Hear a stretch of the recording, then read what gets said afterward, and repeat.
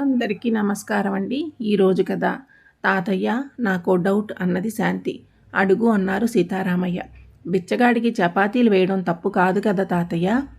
శాంతి 4వ తరగతి చదువుతుంది. ఏమాత్రం తప్పు కాదమ్మా. మరి మా అమ్మ నన్ను తిట్టింది కొట్టింది. ఎందుకు తాతయ్య? ఎందుకు కొట్టింది?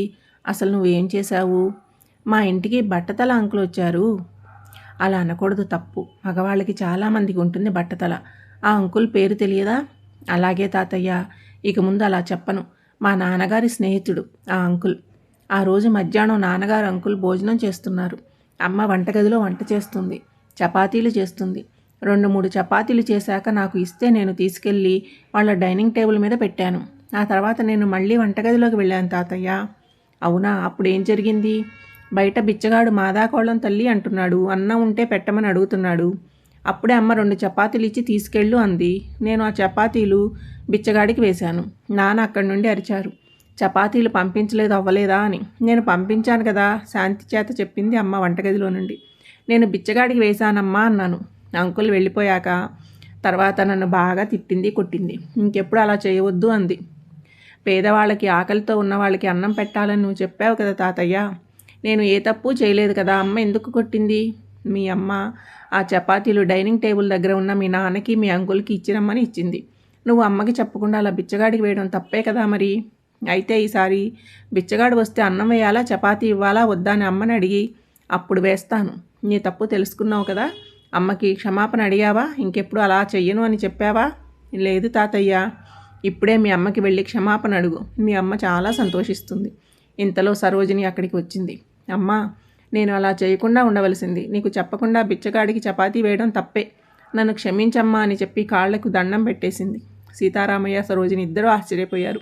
నేను గారాబం చేస్తున్నానని అంటూ ఉంటావు కదా, ఇప్పుడు చూడు నీ కూతురిలో మార్పు అన్నారు సీతారామయ్య. అవును మామయ్య, నేను నమ్మలేకపోతున్నాను. శాంతిని లేపి కౌగులించుకుంది. శాంతి స్వతహాగా తెలివి కలది, చాలా బాగా చదువుతుంది, మంచి మార్కులు వస్తాయి. కానీ ఎందుకో పరీక్షలలో ఈసారి మంచి మార్కులు రాలేదు. తండ్రి సురేంద్ర ప్రోగ్రెస్ రిపోర్ట్ చూసి గట్టిగా అరిచి తిట్టాడు. నా చిన్ని హృదయం భయపడింది, బాధపడింది. గదిలో ఒక్కతే కూర్చుని ఏడుస్తూ ఉంది. శాంతి అన్నయ్య అరుణ్ వచ్చాడు. తాతయ్య దగ్గరికి వెళ్ళాడు. తాతయ్య శాంతి రూమ్లో మూలను కూర్చుని ఏడుస్తుంది. సీతారామయ్య శాంతి దగ్గరికి వచ్చాడు. కింద కూర్చుని తనను కౌగులించుకున్నాడు. శాంతి వెక్కి వెక్కి ఏడుస్తుంది. శాంతి కళ్ళు తుడిచి, చెప్పమ్మా, నిన్ను ఎవరు ఏమన్నారు, ఎందుకు ఏడుస్తున్నావు అని అడిగారు. నేను బాగా చదువుతాను కదా తాతయ్య, నాకు మంచి మార్కులు వస్తాయి కదా. ఈసారి నాకు తక్కువ మార్కులు వచ్చాయి, అందుకని నాన్న బాగా తిట్టారు నన్ను. అంతకు ముందులాగా గుర్తు ఉండట్లేదు తాతయ్య, నాకు కాన్సన్ట్రేట్ చేయలేకపోతున్నాను, ఆలోచిస్తున్నాను అన్నది ఏడుస్తూ. ఏమి ఆలోచిస్తూ ఉంటావు? పేదవాళ్ళకి సహాయం చేస్తే తప్ప తాతయ్య? మానవత్వం ఉన్నవాళ్ళు తప్పకుండా సహాయం చేస్తారు. పేదవాళ్లకు సహాయం చేస్తే తప్పేమీ కాదు. మా క్లాసులో మా ఫ్రెండ్ అనిల్ ఉన్నాడు, పాపం పేదవాడు. అందుకే నా పెన్ను పెన్సిల్ ఇచ్చేశాను. ఆ రోజు రాత్రి అమ్మ నన్ను బాగా తిట్టింది. పెన్ను పెన్సిల్ పారేస్తున్నానన్నది. నేను పారేయలేదని, నా క్లాసులో అనిల్ పేదవాడు కాబట్టి ఇచ్చాను. నాన్నను అడిగితే నాకు కొంటారు కదా, మన దగ్గర చాలా డబ్బున్నది కదా. బిచ్చగాడికి అమ్మకి అడగకుండా ఇవ్వద్దు, చెప్పివ్వమని చెప్పావు కదా. ఇవ్వనా అని అడిగితే ఇవ్వద్దు అని చెప్పింది. బిచ్చగాడికి చపాతీ అన్నం వేస్తే పుణ్యమని, మంచిదని, పేదవాళ్ళకి ఇవ్వాలి, సహాయం చేయాలని నువ్వు చెప్తూ ఉంటావు కదా తాతయ్య. అందుకే నేను ఇవన్నీ ఆలోచిస్తున్నాను. సరిగ్గా చదవలేకపోతున్నాను. నాన్న నేను మొబైల్ చూస్తూ చదవలేకపోతున్నానని అన్నారు. మీ నాన్నకి అమ్మకి నేను చెప్తానమ్మా, నువ్వు ఏమీ మనసులో పెట్టుకోవద్దమ్మా. నీ మనసు మంచిది. చిన్న వయసులోనే నీలో మానవత్వం ఉంది, నిజాయితీ ఉంది. అందుకే నువ్వు పేదవాళ్ళని చూసి జాలిపడి సహాయం చేస్తూ ఉంటావు. లేచి ఫ్రెష్ అప్ అయ్యిరా. నువ్వు నేను అరుణ్ అలా బయటికి వెళ్ళి వద్దాం సరదాగా కాసేపు. అరుణ్ శాంతి ఫ్రెష్ అప్ అయ్యి వచ్చారు. అమ్మ, సరోజిని, మీ ఇద్దరు పిల్లలు నేను అలా బయటికి తీసుకెళ్తాను, మేము అలా పార్కు దాకా వెళ్ళొస్తామన్నారు సీతారామయ్య. అలాగే మామయ్య, కొంచెం జాగ్రత్త, అటు ఇటు వెళ్ళనివ్వకుండా మీతోనే ఉంచండి.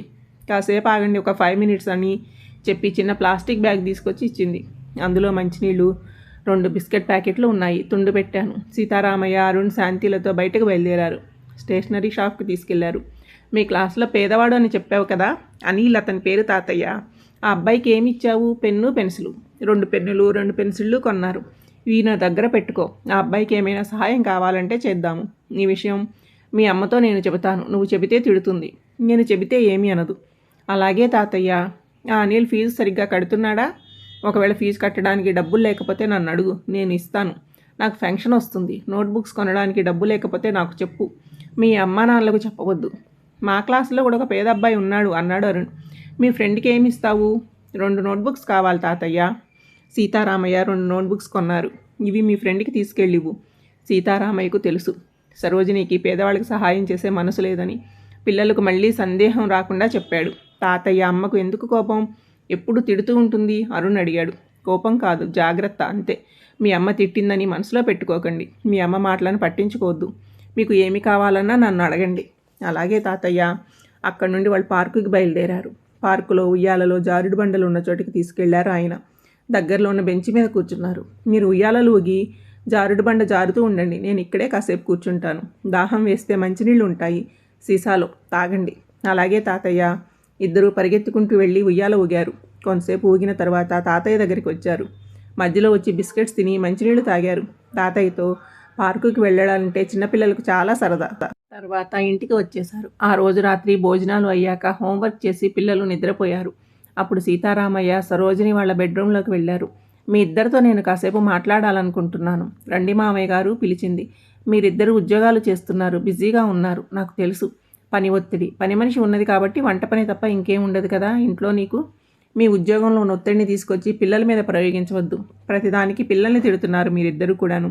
శాంతి చాలా తెలివికలది, చాలా బాగా చదువుతుంది. శాంతికి మార్కులు తక్కువ రావడానికి కారణం మీరు మాటిమాటికి తిడుతూ ఉంటే ఆ చిన్ని హృదయం తట్టుకోలేకపోతుంది. నేనేమి తప్పు చేయలేదు కదా, ఎందుకు అమ్మ నన్ను తిడుతుంది, నానెందుకు తిడుతున్నారని ఆలోచిస్తూ చదువుని అశ్రద్ధ చేస్తుంది. ఆమె మెదడు మీద, ఆమె మనసు మీద, ఆమె చదువు మీద ప్రభావం పడుతుంది. పునాది బాగా లేకపోతే గోడ నిలవదు. చిన్నప్పుడు వాళ్ళు బాగా చదవకపోతే ఆ నాలెడ్జ్ తర్వాత ఉపయోగపడదు. బాగా చదవలేరు కాబట్టి ఇప్పుడు పునాది బాగా ఉండాలి.